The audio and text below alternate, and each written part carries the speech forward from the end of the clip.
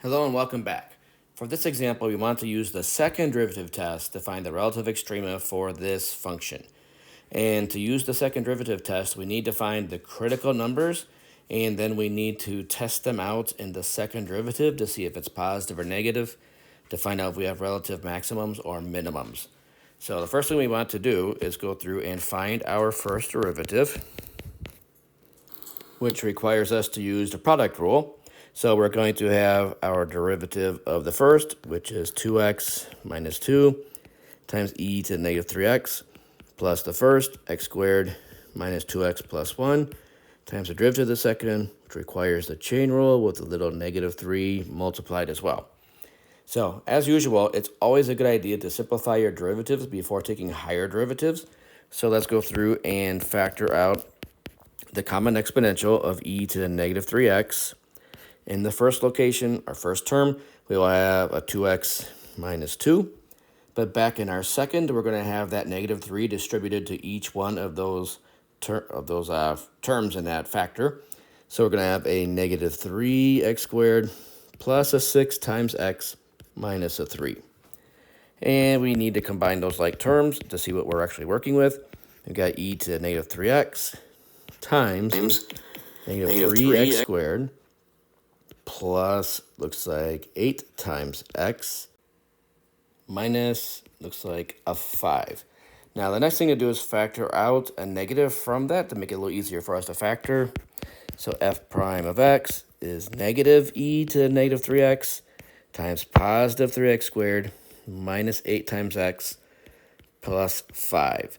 And now let's go through and factor down this first derivative. All right, so if we're going to split and factor, we're definitely going to have to take a 3x and an x. And then to get our 5, we're going to have the 3 and the 1. And then we're going to have a 5 with a negative. So let's kind of check this out. We've got 3x minus 5 and x minus 1 is going to give us 3x squared minus 3x minus 5x, which adds up to negative 8x. And then negative 5 times negative 1, of course, is going to give us our positive 5. So we have the possibility of critical numbers coming from the exponential. But remember, exponentials are never equal to 0.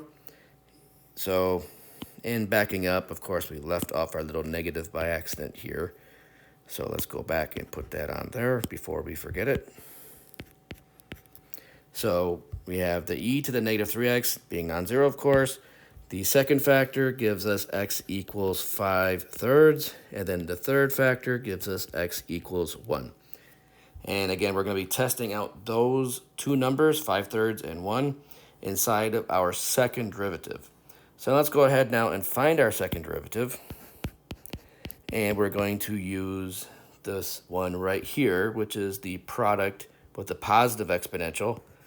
So we're using this formula to find our second derivative. So we're going to have the derivative of the first, which is negative 3 times e to negative 3x.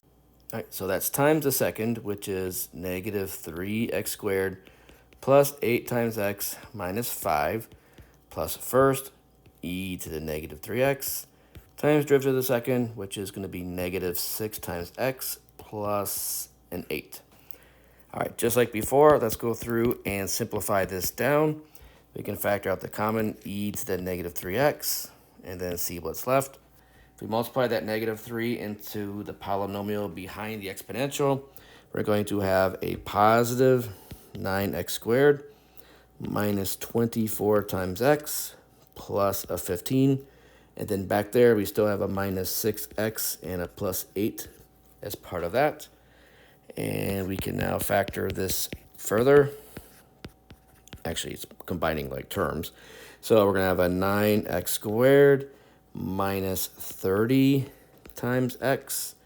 And then 15 and 8 is going to make 23.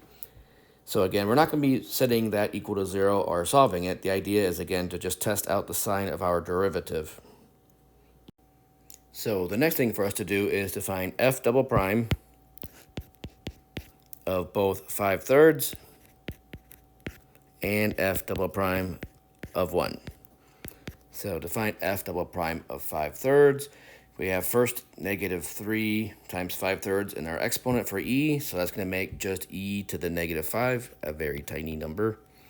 And then inside of our parentheses, we're going to have 9 times 5/3 squared minus 30 times 5/3 plus 23. And that works out to actually be -2. So we get -2 times e to the -5th power. 1 is a little simpler. F double prime of 1 is going to give us e to the -3. And then we're going to have just 9 times 1 squared minus 30 times 1 plus 23. And so that's going to give us 9 minus 30, which is -21, plus 23 gives us +2. So 2 times, that's not the right pencil. There we go. Let's erase that. So that's going to be 2 times e to the -3.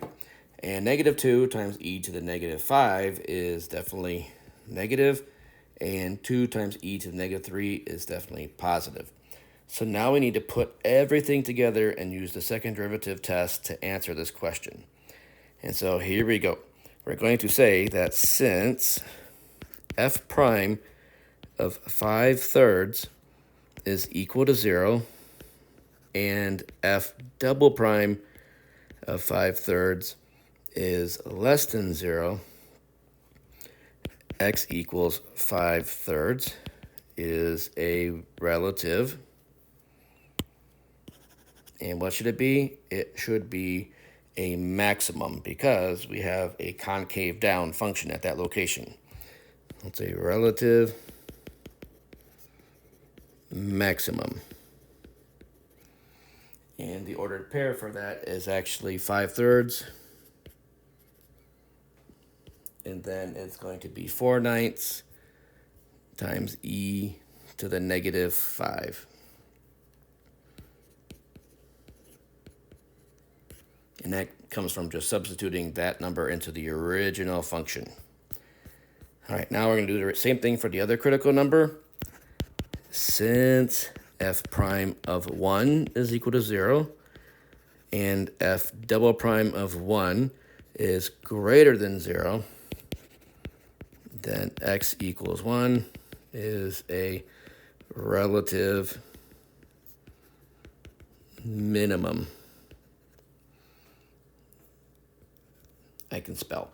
And that location or ordered pair on that function is 1, comma, and again, we're plugging the function in, and you actually get 0 for that because of the factor in front. So that's 1, 0 is our relative min for at the location of 1. So we've got 1 relative max and 1 relative min for this function using our second derivative test. And again, just to kind of reiterate, second derivative test, you need to have a horizontal tangent line and either a positive or negative second derivative to conclude whether or not you have a relative max or min.